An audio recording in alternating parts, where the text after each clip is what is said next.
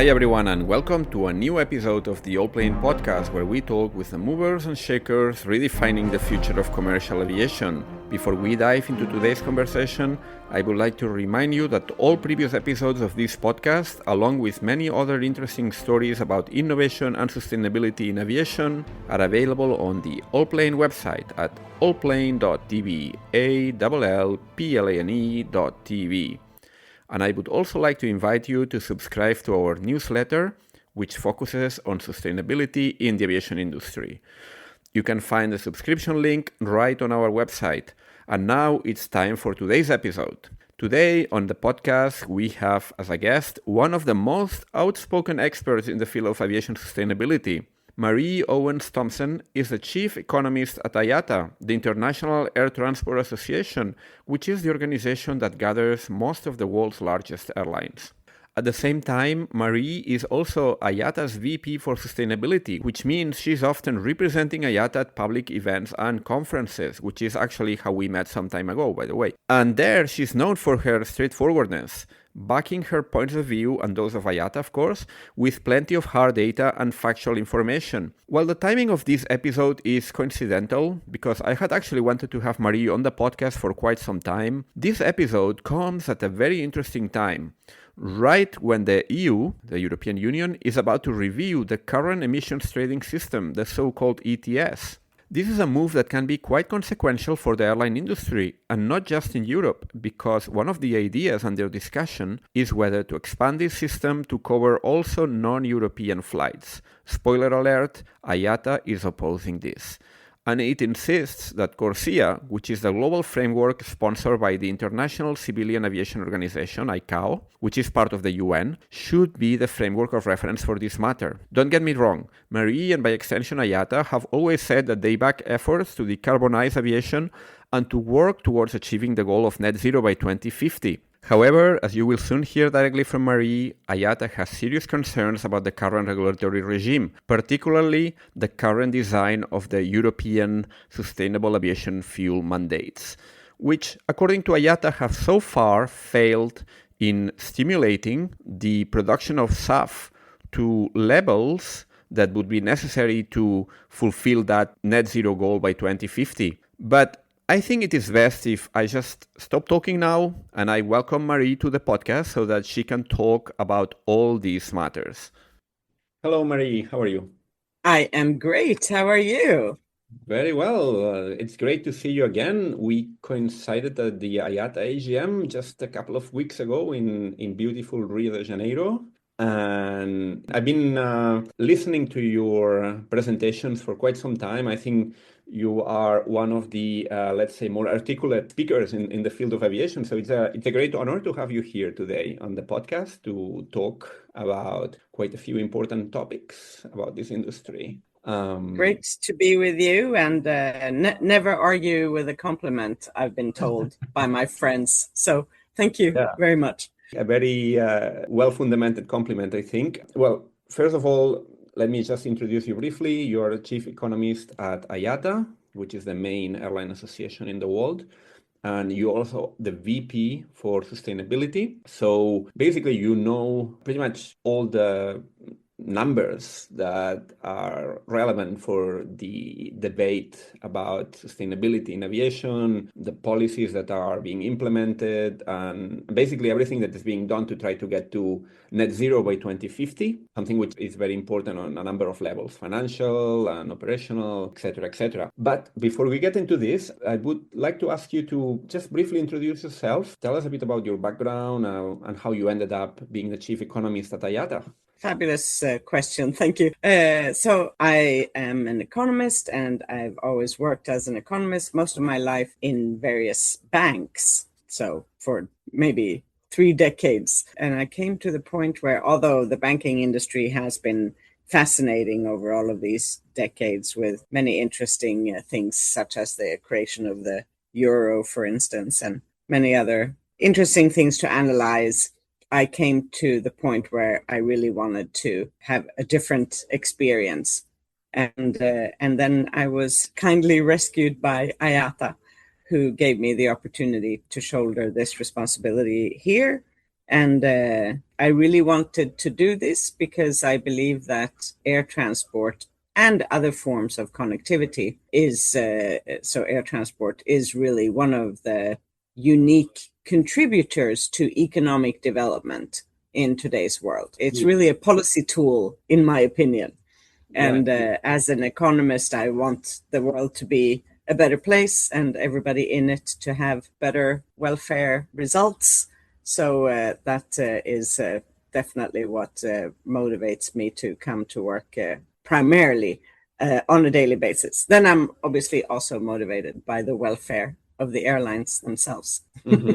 Yeah, indeed. I remember once you saying in, I think possibly it was at one of the IATA conferences, that aviation is the business of freedom because it enables people to move around, and this creates lots of opportunities for business, but also on a personal level. So what's the current landscape when it comes to aviation? We have been now 5 years since the big shock that was the COVID pandemic, when it seemed it was going to be kind of the end of the world, or at least the end of the aviation industry as we know it. But actually the industry has bounced back pretty strongly, and we are back on a pretty strong growth trajectory. What can you tell us, just to set the stage a little bit, about why this growth is also important to take into account when we talk about sustainability and the challenges ahead?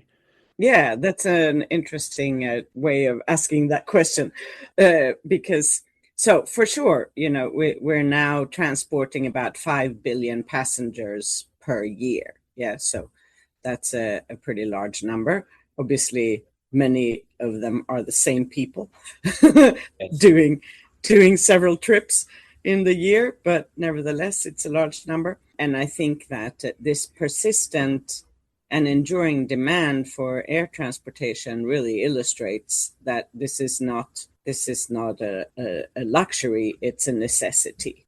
Sometimes I think that it's maybe useful to compare it with the watch industry. The IATA head office is in Geneva, so in Switzerland, a lot of watches are made, and almost everybody, arguably, in the world has a watch, right?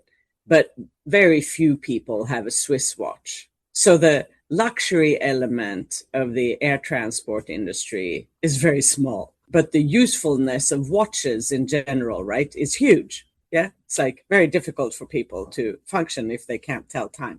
And I think that it's equally very difficult for people to function if they can't fly.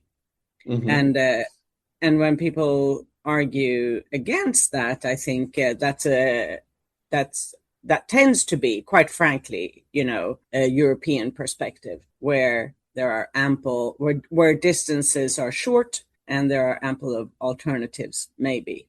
But, you think about any other continent, Africa, Asia, Australia, South America, and quite frankly, anywhere, even a country like Norway or Switzerland, indeed, with lots of mountains in the way and so on. It's just a phenomenal contributor to growth at any level for any country at all times and in all dimensions. But as you said, it's an industry that it's so important, but at the same time, it's been questioned a lot on account of the sustainability record. And I think one topic that is recurring from IATA's side is that, let's put it this way, there are lots of obligations and commitments that are imposed on the airline industry, but there are some elements that possibly are beyond the control of the industry, aviation as a basic industry that underpins much of the economic activity. But at the same time, it's been made as a bit of the bad guy in the story, right? I mean, I think we all want industries to pollute less, but at the same time, we also want growth to continue. So how you balance these two things?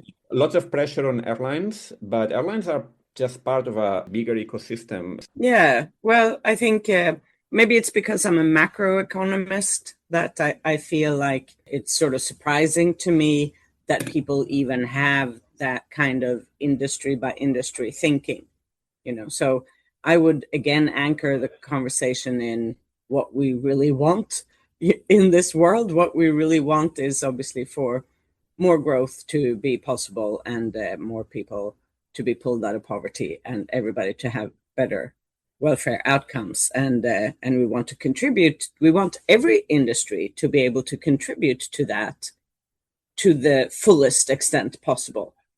And we want every industry to be able to deliver that contribution sustainably. Yeah. So that phrases the whole debate in a very different light. Yeah. So it can't be about my emissions against your emissions and you're worse than I am or I'm better than you are. That's like a schoolyard squabble, right? What really has to matter is like, how can we make it possible for everybody to do all of these important activities sustainably? Yeah. And when we put it like that, we understand that we have to produce more renewable energy for everybody. And we will use some of that renewable energy to make renewable fuel for those who need a liquid fuel. Mm-hmm. And then some of that liquid fuel should be sustainable aviation fuel for the aviation, for the airline industry, obviously, because as long as we're flying with jet engines, we're going to need a liquid fuel to combust. Maybe one day it's possible. Yeah, we don't know, but it could be possible that the world invents another form of propulsion. I would like to delve into the SAF topic a bit later, but first I would like to look at the macro level. Basically, the industry committed to this net zero by 2050. Now, in the recent AGM, for example, the outgoing Director General of IATA said that this goal was a bit in jeopardy right now. Still feasible, but it was becoming increasingly difficult if no action, certain actions were undertaken. I think there are some estimates of the cost of what this transition would mean that run into the trillions of dollars. What can you tell us about the current situation of the airline industry when it comes to transitioning to net zero? Is it still feasible? What would it take to get there? And what can we do about this cost? Because I think the airline industry, it operates on really low margins. I think it's something like 2% margin, which is very low compared to other industries. So what can be done? Yeah, well, so again, this is not, not for me to correct our Director General, of course, yeah. But I would sort of take a bit of issue with the formulation, this is still feasible, yeah. So if we're looking at this from the technical point of view of energy production, it is 100% feasible today to reach 5% SAF blend. Yeah, this could, in theory, be done today, so to speak. Yeah, technically, it could be done today. I realize also that it's not going to happen. Yeah, so this is not a forecast, but and why I'm saying this with so much conviction and certainty is because there is today a limit, a technical limit imposed on the fuel suppliers that they could, on the refinery industry, I should say, yeah, that they could co-process up to 5% of their fuel output. Yeah, so this means that they would use a liquid input of biological origin, such as used cooking oil, and they would put that into the refinery together with their barrel of oil, and they would co-process. Yeah, so instead of using 100% oil, they can use 95% oil, 5%, some other feedstock, as we call these ingredients, and boom, you have 5% SAF blend. So that is, so technically feasible, and it's so mesmerizing why this is not being done. Yeah, so then there are, I think that there are obviously bottlenecks everywhere in as is normal for this is a teeny tiny little baby market. Yeah, it's not a market yet. It's a collection of deals that happen once in a while, and the deals are private, and we don't really know the price. And I don't know how to make it more clear that this is not a proper market. It's like, a collection of bespoke deals. So when you're operating in that environment, everything is difficult and everything is challenging. So great sympathy for everybody who's trying. But the underlying fundamental difficulty in my mind is clear, which is that there's a risk return question. Yeah. Investors will always operate comparing risk and return. So high risk, high return is fine. That's the whole AI space today. Yeah. Investors are piling in and they don't mind the high risk because they think they're going to earn buckets of money on that investment. Yeah. And low risk, low return is actually fine as well. That's the whole institutional investor space. Yeah. Insurance companies and pension funds and so on. Yeah. They like low risk, low return. And SAF, unfortunately, sits in the middle with high risk, low return, and nobody likes that. So this is the problem, that we need help from the governments and others, to make it attractive for investors to participate. And I would want to transform the SAF market into a low risk, low return market. I think that would be perfect. And we need to separate it from the oil market and stop pricing SAF over oil, because these two things have nothing to do with each other. Yeah, actually, I wanted to ask you about this because obviously it's a much smaller market than the gigantic oil market, which is dwarfing not just aviation, but many other industries, I think, in terms of CapEx investment and the amount of money that it moves every day. But why is such a high risk, low return if there is a need, which is maybe partly artificial in a way because it comes from, in places like Europe, from mandates, but in theory you have these mandates which kind of ensure a certain level of demand, and at the same time there used to be, I think it's been kind of being adjusted now, but there used to be a huge gap between the demand and the supply available, which is still very small. So would this kind of remove part of the risk and at the same time ensure there's some decent return because of this very tight supply demand gap? So obviously that's a very vast question, really. But first of all, the mandates, yeah. So that's really starting at the end of the chain, right? As a politician, you're saying, I mandate you to produce this thing or to buy this thing, depending on how the mandate is constructed. But anyway, you must do this, right? And then the politicians go away and sort of seemingly think that supply chains and feedstock and all of these ingredients that you need to make it are just going to spontaneously self-assemble. Yeah. So that's just sort of fairy tale stuff. Yeah. Maybe if you have a magic wand and you're Harry Potter, that might work, but otherwise it clearly doesn't work, which is why we still don't see any more production volumes. You cannot mandate a product that doesn't exist. Even when it exists in teeny tiny volumes, it's not a good idea to use mandates, because the only thing that happens is that you drive up the price. Yeah. This is what happens in supply and demand. You force the demand, you don't have any supply. Economics 101 teaches you the price will go up. Yeah. And this is 100% what's happened in Europe and in the UK with the mandates. So what kind of a policy result do we have then?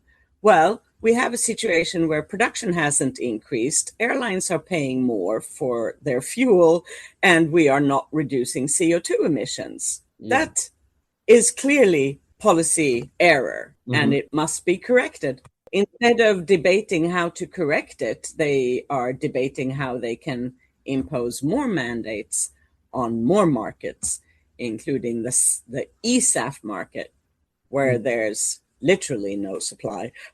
So I don't know why I am laughing, because this is really quite a desperate situation. So you have to start from the top and build the supply chains, fix the access to the inputs, and make sure that everybody is connected and that we actually have production of the product. Then you can start thinking about stimulating demand. And this is exactly what happened with wind and solar. Yeah.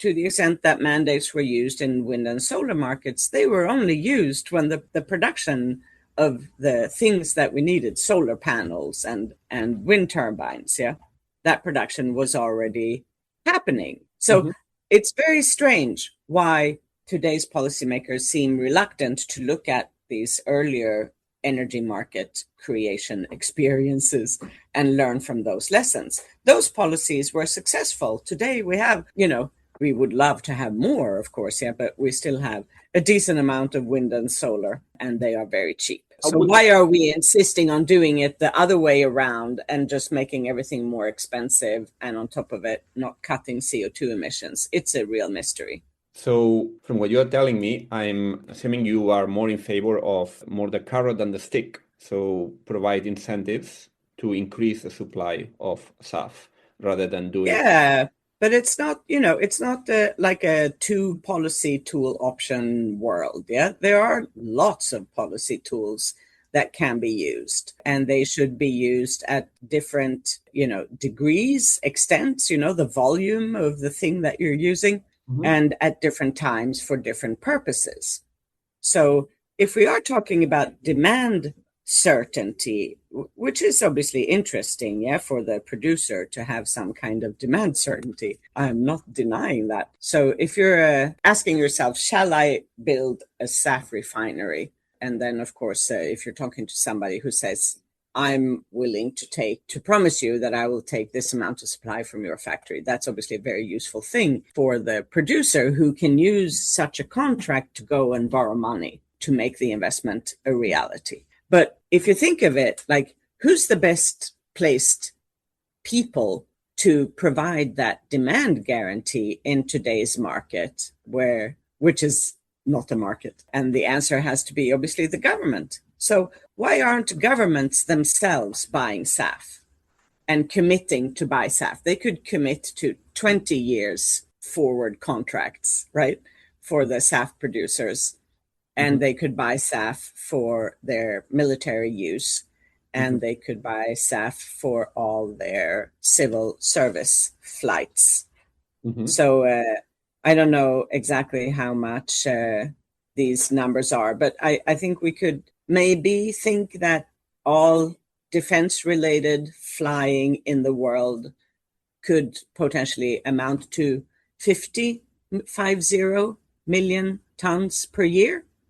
Yeah. And today the total market size of SAF production is 2.4 million tons. Yeah. So this chunk of public procurement for public use is great. Yeah. And could really propel the market. So I don't understand why governments aren't doing that. So you see, we're not necessarily asking anybody, certainly not for the airline, of any particular favors. Yeah. We're just looking at how should the world go about creating new energy markets. And then there's lots to learn from wind and solar, and lots of things that the government should and could do themselves with sort of no extra cost to them, in a sense. Yeah.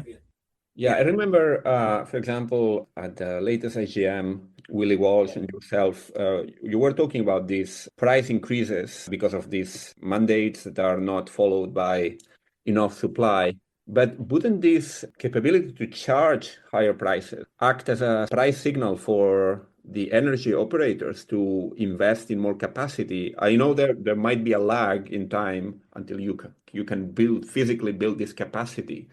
But wouldn't this act as a kind of a delayed price mechanism in an iterative way? I guess at some point prices would go down again and demand would slack, and then you would have higher prices. And I don't know why this mechanism is not fully working there in this case. Yeah. So, again, there's so many parameters to why it's not working, but this is an administrative result. Yeah. It's not a market-driven result, right?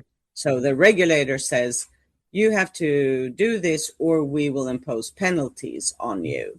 And then what the oil producers and suppliers do is that they say, I might pay this penalty, so I'm going to add that amount to my conventional jet fuel sales to the airlines. So that's actually what's happening, is that the airlines are paying this extra money on their conventional jet fuel purchase.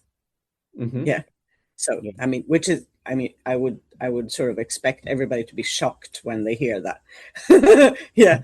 So they're not even procuring the SAF. Yeah. They're in a competitive market. What really should happen is, of course, that the airlines should go out to their fuel producers and suppliers and make a contract for a SAF purchase.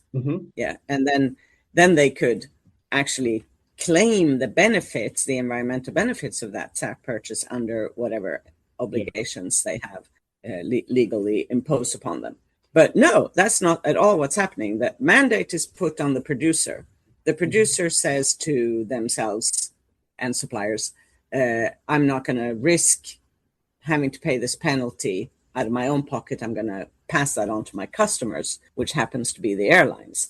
So airlines are now paying a higher price for fossil-based jet fuel. They do not have certainty of obtaining any relevant documentation regarding the corresponding hypothetical SAF. Yeah.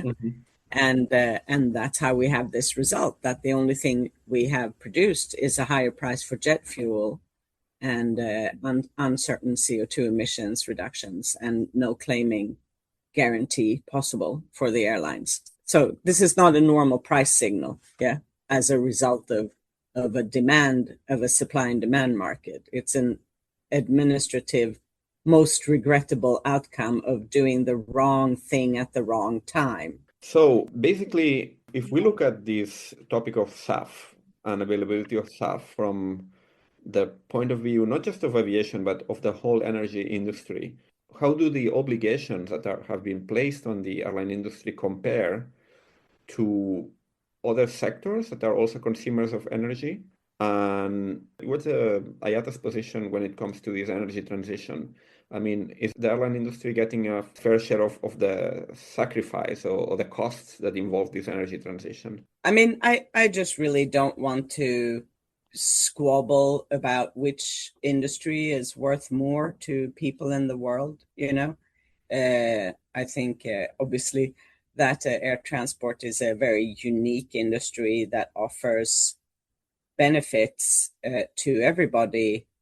You know, I believe that air transport increases the productivity of every industry that and every person that uses our services.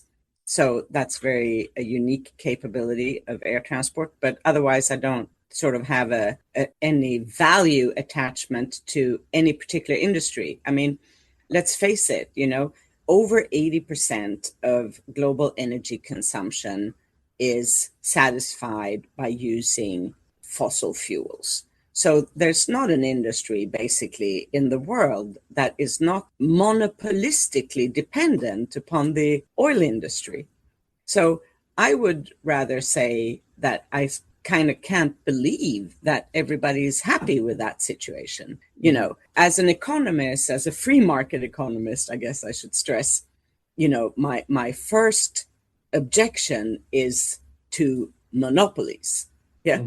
I believe that markets should be competitive. There should be lots of alternatives, and then people make rational choices, and we get well-functioning markets and the lowest cost of the product. Yeah.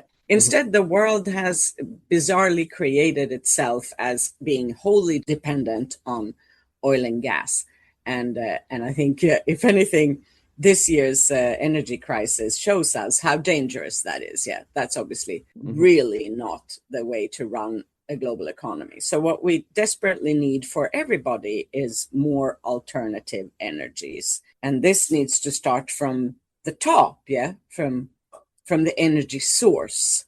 Yeah, so this is wind, solar, nuclear, hydro, all kinds of renewable energy sources.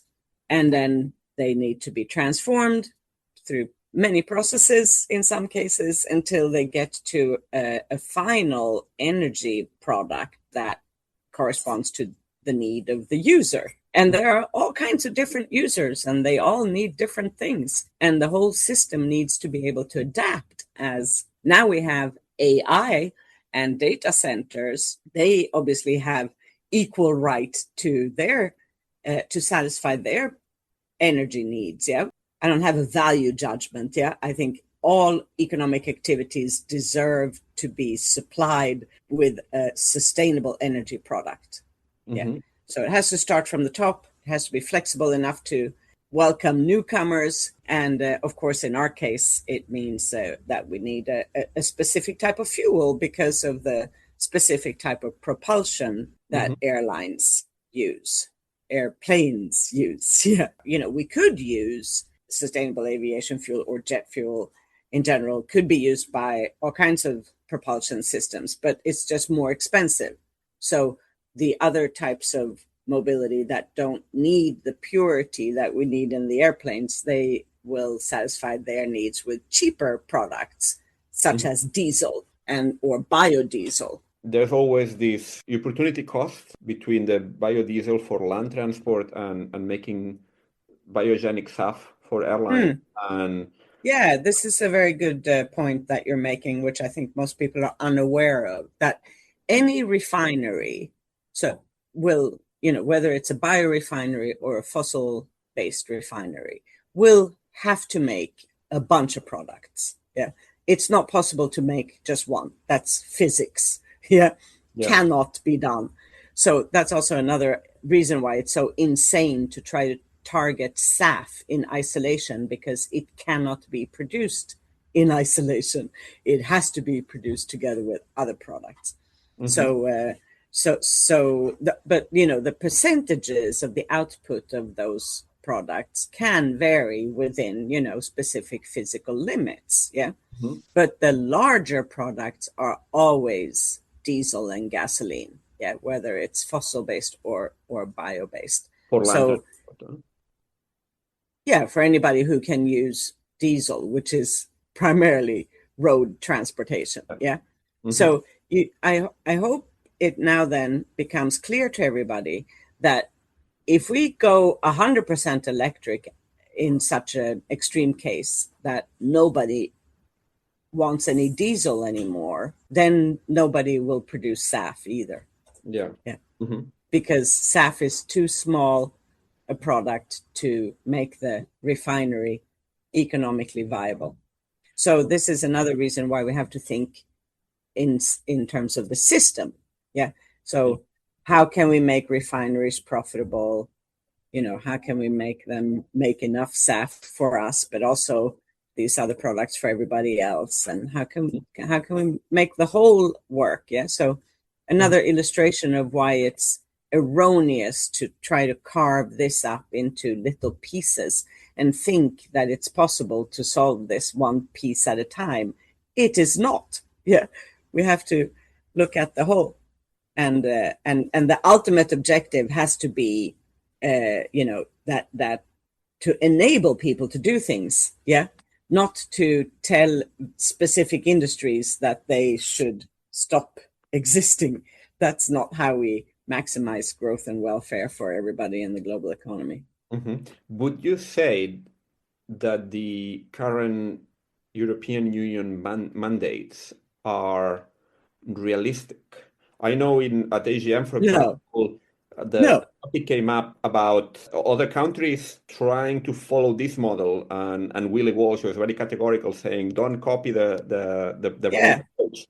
So I think this is a very big threat. Yeah, that somehow there's a desire of the European Union to make everybody adopt their erroneous policies. I mean, it's like Brexit in a sense. Of course, we can't stop countries from making suboptimal decisions for themselves. Yeah, that's their sovereign right, and that's I guess how we can view the UK's decision to leave the European Union. But we should be able to stop countries from making other countries to make the same suboptimal decisions. Yeah, that we have to actively try to stop, and this is definitely a problem. You know, how crazy is it that we're asking people, that we're trying to mandate SAF when the product doesn't exist? I mean, it's another analogy maybe that might work. It's like, I don't know if you have kids and how old they are, but it's like you're giving your 6-year-old a book and you tell this young child to go into a room where they're alone and come out when they've learned how to read. That's obviously going to take a long time. Yeah, without help. Yeah. So this is what mandates are like. There's another instrument of that governments have come up with in order to try to abate these emissions and get to net zero. And that's basically the carbon credits, and particularly here, there are different schemes to do that. The European Union has this ETS system. Then there's a CORSIA, which is basically established by ICAO, which is the United Nations Aviation Organization, and it's more of a global scope. Right now, there is a lot of debate in Europe whether the ETS system should be expanded to cover flights operated by non-European airlines that come from outside of Europe. And there's a strong, I think, political resistance to doing that from countries outside of the European Union. So this is very well. I hope so. Because this is another, completely incongruous is the nicest word I can think of. Policy well, what they're trying to do in this domain. So, but there's many incongruities in this context. It's sort of like totally Alice in Wonderland kind of situation. So, the world decided that we needed to make the airlines pay for their emissions. We agree, right? IATA has totally committed to achieving net zero by 2050, and this is one of the necessary tools to achieve that goal. So there's everybody's totally aligned. Now, the UN member states, obviously the 193 of them that are part of the UN are also part of ICAO, the organization that governs aviation. And they negotiated for a large number of years as to how this should be done for global civil aviation. And in 2016, they said, we're going to do it this way, which is CORSIA. And there's a whole system for making sure that these carbon offset, the credit units, the eligible emissions units, as they're called, are credible and actually deliver certifiable emissions reductions. And there are obviously many bureaucratic details in these negotiations. And just imagine how difficult it is to get all these countries to agree. So it's a phenomenal achievement, that we got all of these countries to agree. And of course, the Europeans were part of that process. All of the European countries said, yep, this is how we're going to do it. And then they go back to Europe and all of a sudden they start working against it. I think it's not polite what I am thinking. So, clearly this seems, this is not only incongruous, it poses an existential threat to the whole system that governs civil aviation. Global civil aviation rests on harmonization and having the same rules everywhere. And when we have a global agreement, that's, just having the global agreement is amazing. And so we should be really happy that we have it and we should preserve it. It's 193 countries, I think, that have ratified. Yeah. And when you start chipping away at that, then, so you've signed with one hand and then you're using your other hand to do something different. You're obviously undermining, your actions are actively undermining the success of the thing that you've just agreed to. So that's shocking in and of itself. And then when you start to produce this kind of fragmentation, so you're chipping away at the harmonization, it has to be understood that this will chip away at the global air transport network. Yeah, the network cannot be global and fly everywhere if rules are different in every place where you land. It's just not possible. Sorry to be long-winded here, but it's similar with plastic, for instance. Yeah, so there are rules in every country almost has its own rules regarding plastic and plastic waste and food waste and so on. Yeah, so it's today nigh on impossible for an airline to depart from one country and then maybe land twice and then finally reach its destination in the fourth country without violating these rules somewhere. So you're putting airlines in the situation of thinking, I wonder where I should violate the rules today. Whereas obviously what we want to create is an environment where airlines can be compliant, and airlines want to be compliant, and airlines want to fly everywhere to satisfy everybody. So this is it's just sort of unfathomable that we have achieved such a success and that we have members of the creators of that success trying to make it not work. But isn't the main issue right now with CORSIA compliance that there aren't enough of these carbon credits around for the airlines to acquire? I would just like to ask you in more detail, how are these countries undermining this agreement? Is it because there are not enough credits around, because they actively block the issuance of more? No, but right. So when before sort of there started to be these this campaign to introduce uncertainty about CORSIA, yeah, where it was like, if it doesn't do what it's supposed to do, then Europe is going to do different things, and what I totally perceive as a campaign against CORSIA. European countries, you mean? Yeah, absolutely. So when everybody could believe that this system was actually going to happen, then that provides regulatory certainty, yeah, in people's minds. Yeah. And regulatory certainty is obviously what everybody needs. Yeah. If you're going to set up now, it's not a SAF project, but you're setting up some kind of project in a country, and you're going to try to make the carbon credits from this project and get them eligible for CORSIA and be able to propose them on the carbon market. So it's also a market creation project, right?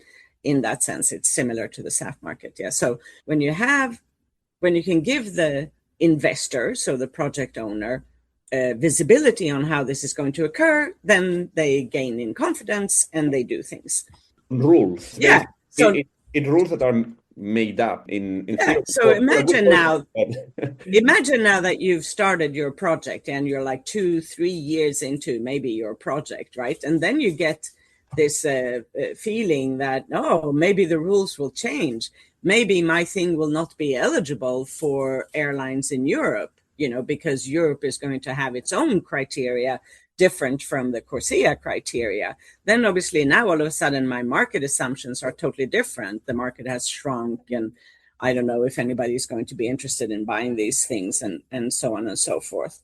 And obviously the same for the airlines. And for the airlines, it's even worse. And this involves the rest of the Paris Agreement side of the United Nations. So while ICAO, so again, the organization in the UN that governs and oversees civil aviation, they decided to make this obligatory for the airlines, yeah, and airlines are fine with that. But there was no corresponding obligation on the countries to make them available. Yeah. So countries have obligations themselves under the Paris Agreement to report their what's called nationally determined contributions. So their own carbon credits, if you wish. Yeah. And if they're going to report carbon credits in their own name, they have to subtract from that amount the amount that they're going to make available for airlines.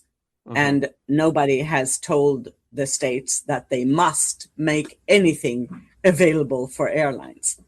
So now we have an internal UN accounting problem, where airlines face an obligation imposed on them by the UN member states, and the same UN member states are not facing any obligation to make it possible. So this is also Alice in Wonderland stuff, where you couldn't dream this stuff up, quite frankly. I think only 10 countries, I think, have made these credits available, right? I think Guyana and a few African countries. And yes, we estimate that the market is like 200 million short of these things within the coming 12 months or so. So, but we also have solutions and a vision for how this can and shall work, and we're putting all our energy into that. I wanted to ask you about that. I mean, we've got quite a few things going at the same time. So we've talked about SAF, and listeners of this podcast, I'm sure they are aware of other technologies being developed, but they are not right now an alternative to the mainstream air travel that IATA represents. So we are focusing on SAF, and on SAF we have this issue with availability, what you mentioned in the view of IATA, a poorly designed system of mandates in one of the core regions, which is Europe.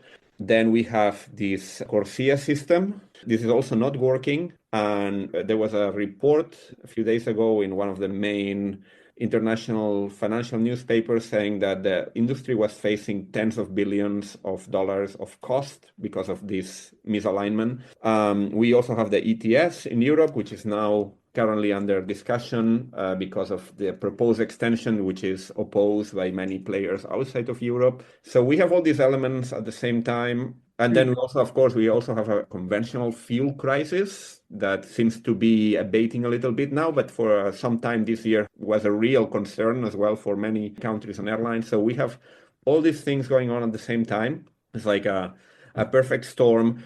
If you were given the possibility of designing a system to decarbonize aviation, what sort of roadmap would you come up with? What would be, in your opinion, the ideal way to provide the right incentives to the industry to decarbonize in a sustainable way, pun intended, and to reach these goals by 2050?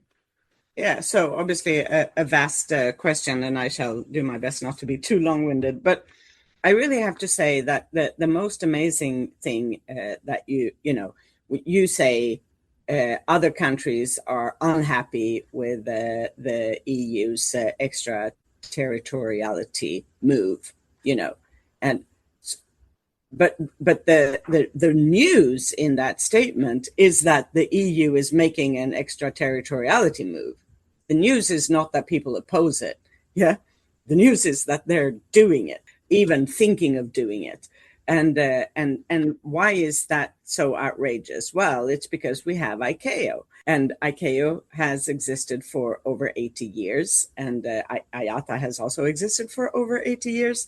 And the work that has been done is phenomenal on harmonization and rule setting for the industry. And this is obviously, one of the areas, where, again, as we've said many times, the rules have been set, CORSIA was adopted, and yet we have a group of countries unilaterally trying to change those rules that were negotiated by everybody. So, just opening up a parallel track for doing what they want. Yeah. So it's undermining the multilateral world order, nothing less, I would argue. And it looks very much like the attacks on the World Trade Organization, for instance, right? This could happen to ICAO. If we diminish ICAO's status in terms of overseeing our industry, then we're obviously ripping up the blueprint for how this industry is being governed.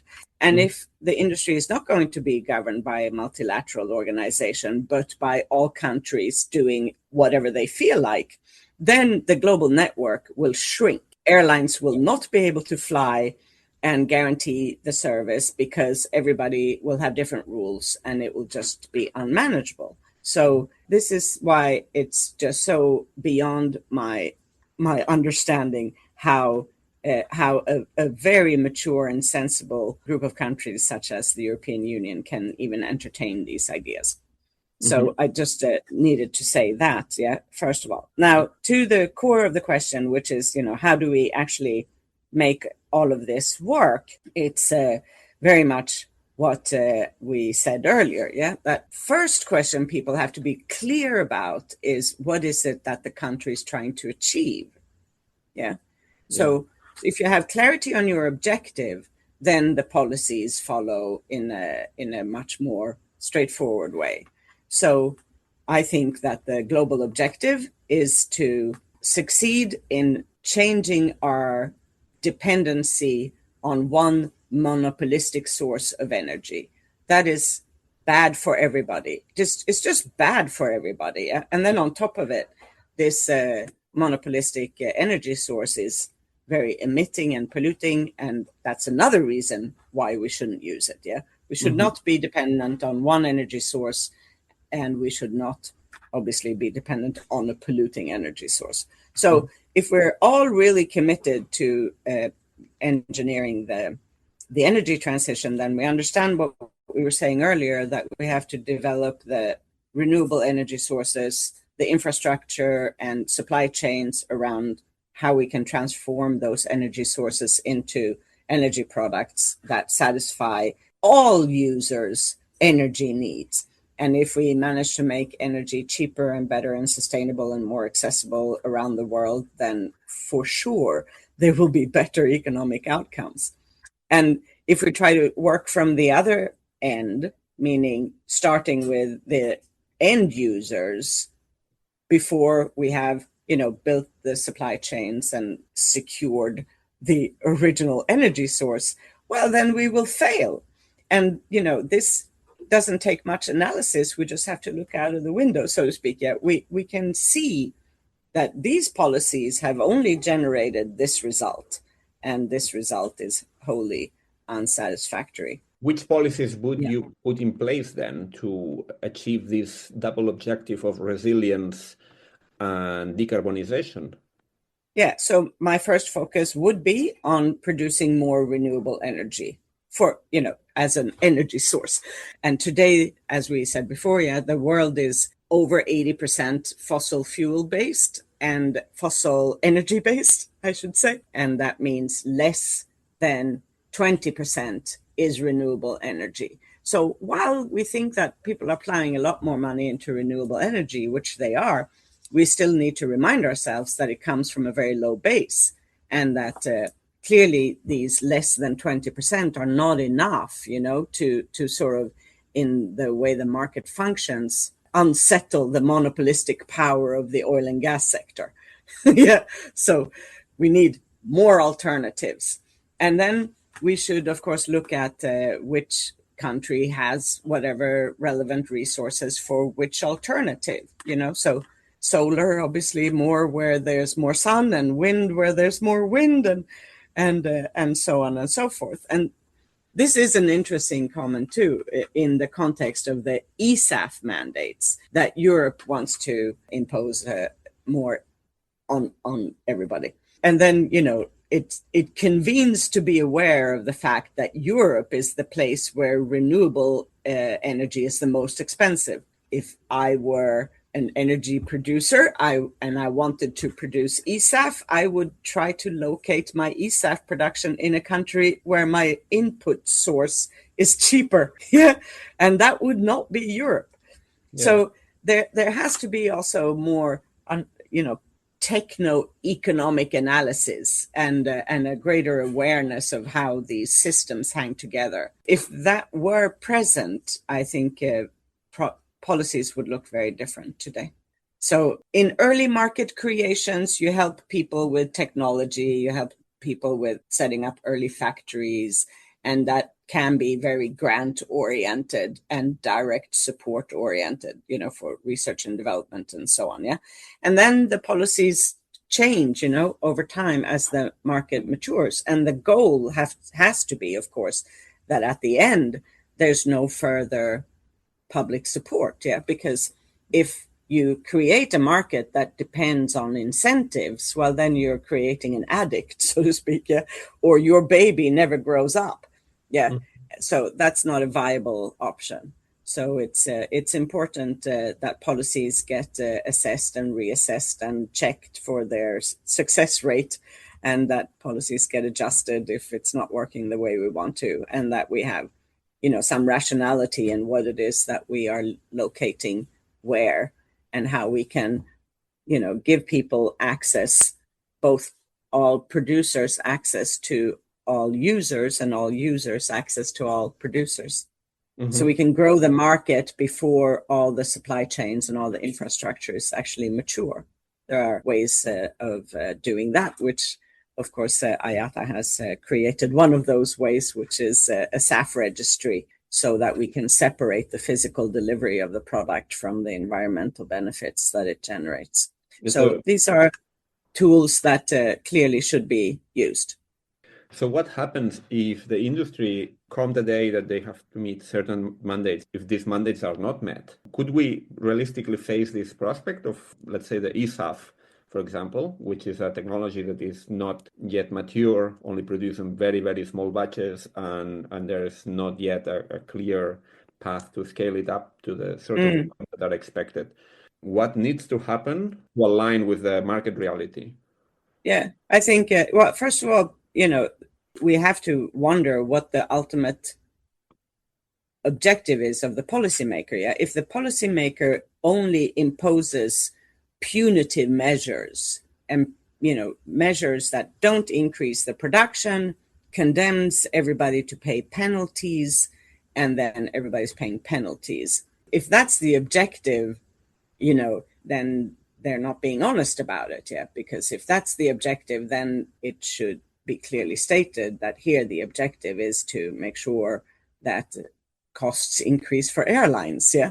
So then you're in a different kind of conversation. Yeah. You mean that it might be a way to kind of punish the airline industry, because there's a segment of public opinion that would like people to travel less, despite the fact that travel enables a whole range of opportunities. Yeah.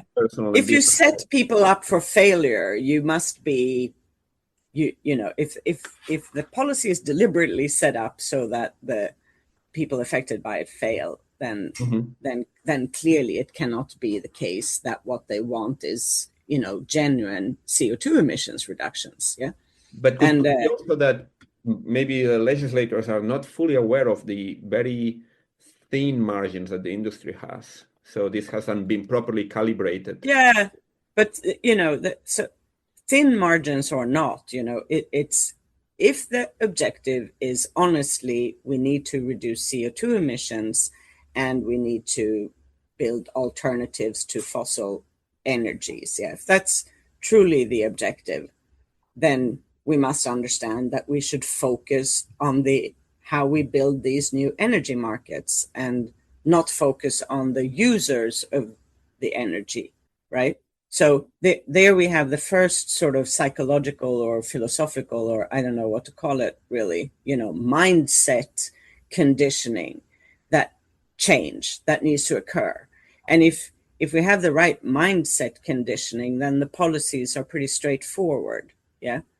So this is definitely what I'm saying with great conviction, that the energy transition starts with the energy source and ends with the end user and the products that they need. And all end users are equally deserving of receiving a sustainable energy product to cover their energy needs. But it has to start upstream. You cannot, if you think that you can just isolate an energy product at the end without having understood who's producing that energy product, how does that work in the refinery, then maybe if we're talking about fuels, how do those refineries get their feedstock and how are we transporting the feedstock to where it needs to be transformed, and so on and so forth.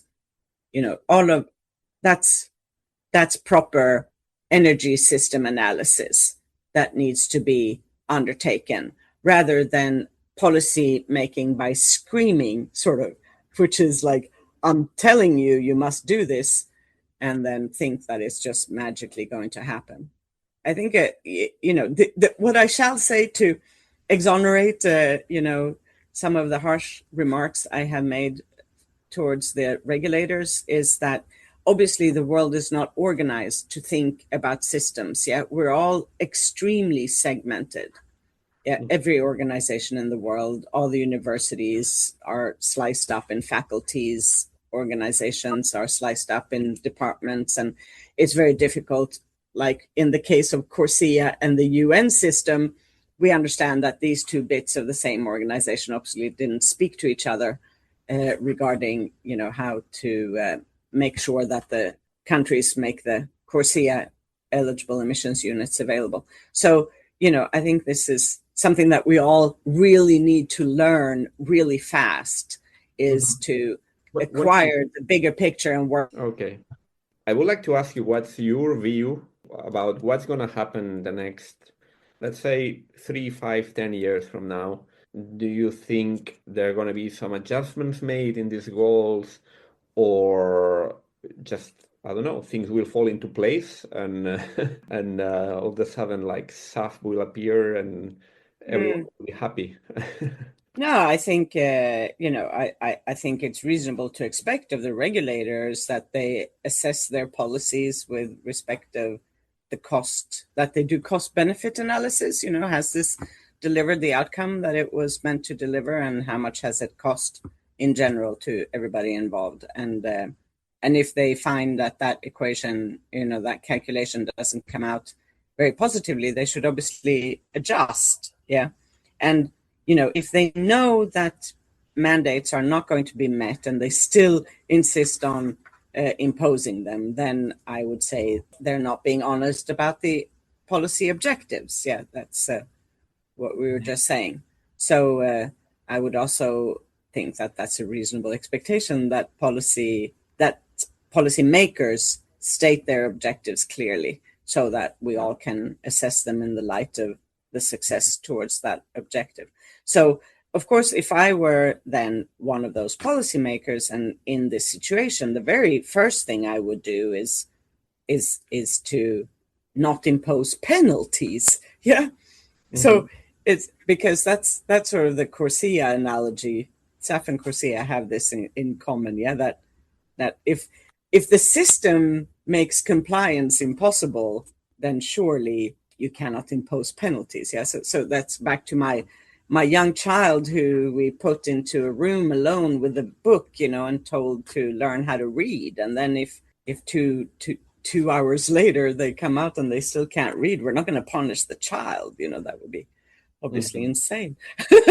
Another element here, I guess, again, back to the issue of the margins and the costs, there's also potentially a risk that putting too much pressure on this already thin margin might impair the capability of investing on these new technologies, right? I mean, yes, it's a true opportunity cost at whatever margin, So yeah. Again, it's like more about what it is that we're really trying to achieve. So I think what we're trying to achieve is maximum CO2 emissions reductions at the lowest possible cost. Yeah. So, and of course, you're right, to highlight the importance of this to airlines, because obviously airlines don't have very much capability to swallow higher costs, Yeah.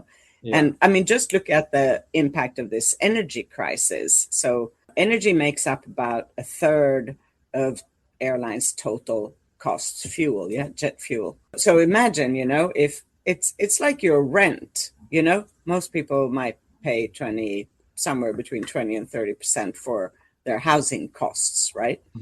And then that's your share of your budget, and then boom, from one day to the next it doubles. Yeah. You're going to panic, right? Yeah. So that's obviously the situation the airlines find themselves in, and we understand that, just the capability they have to shoulder all of these costs is very limited. But in that sense, maybe luckily, it's the availability is slow to come.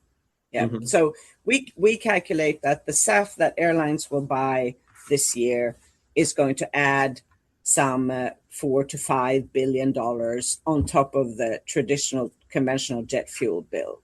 Yeah. So that's a lot of money for an industry that we think is going to make maybe $23 billion profit. Globally. Yeah. So globally. So the global SAF bill for airlines this year, when we only have 2.4 million tons of SAF, right, is $4 to $5 billion. So obviously in 2050, when we need 500 million tons of SAF, that cost is going to look very different, which is why we're so desperate to get scale and volumes going, so that the price can come down. There's obviously a place here where the volume and the price would kill the airlines and eliminate the industry. So, it's just physically not possible for airlines to finance 500 million tons of SAF at the current price.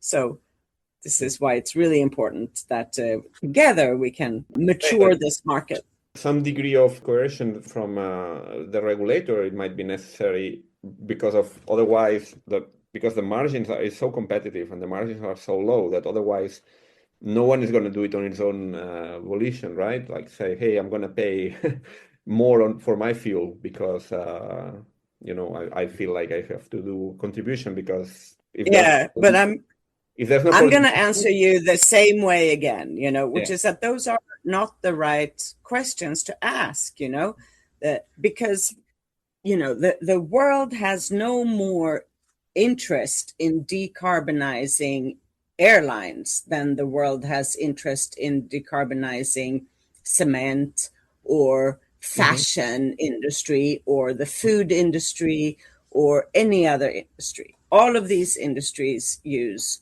fossil energies. All of them need to be decarbonized. So it's not an industry by industry question. And therefore, we don't want to particularly coerce anybody. What we want is all of us being able to get renewable energy at a low price. The whole world and everybody who lives in it. That's what we want for the world. And how do we do that? Well, not by targeting a particular user group, because all user groups are in the same boat. All user groups are dependent on fossil energies. So trying to pick a bunch of them out and targeting them in particular will fail, because whatever product they need is only going to come out of the system. So you have to scale the system so that it can produce the products so that we can satisfy our people. And that's what needs to happen. So there's no point in talking about SAF at all if you don't pay attention to where the inputs are going to come from and how those inputs are going to be distributed to the various SAF facilities and so on. I mean, let me take you another example, which I think is a very creative solution that the Swiss came up with for producing more solar energy, which is what we want. That's a primary energy source. We definitely want more solar energy.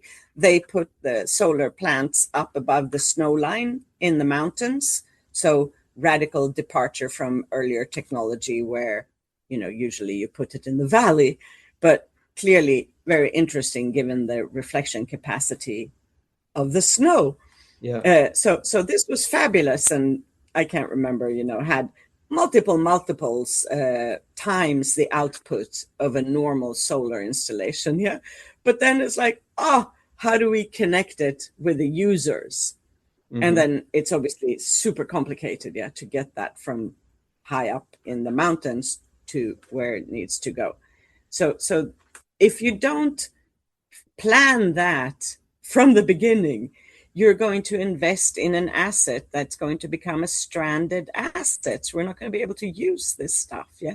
So I hope it's clear now why we can't start at the end. We have to start at the beginning and build the supply chains and build the infrastructure. And of course, ideally, we should do all of these things simultaneously, but that's very difficult because of money and practical constraints. But An industry by industry approach to the energy transition will fail. An end product by end product approach will fail.